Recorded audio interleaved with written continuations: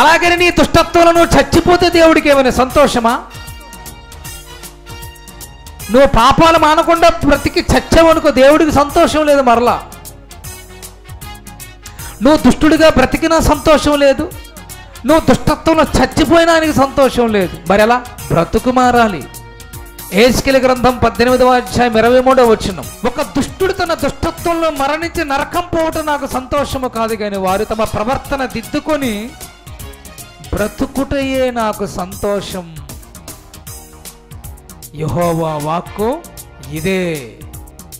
నువ్వు దుష్టత్వంలో ఉంటే ఆయనకి సంతోషం లేదు, నువ్వు దుష్టత్వంలో చచ్చిపోయినానికి సంతోషం. ఎందుకు? నువ్వు నరకానికి పోతావు, భయంకరమైన వేదనకరమైన శిక్షలోకి వెళ్ళిపోతావు. మరి ఏంటి దేవుడికి సంతోషం అంటే? నీ ప్రవర్తన దిద్దుకో. దేవుడు రుచి నీకు అర్థమైతే, ఆయన ప్రేమ, ఆయన దయ నీకు అర్థమైనట్లయితే, నీ జీవితంలో ఉన్న దుష్టత్వాన్ని విడిచిపెట్టి దైవత్వాన్ని ధరించి క్రీస్తు యొక్క గుణలక్షణాలను అలవర్చుకో. ప్రేమ, పవిత్రత, జ్ఞానము కలిగి బ్రతుకు.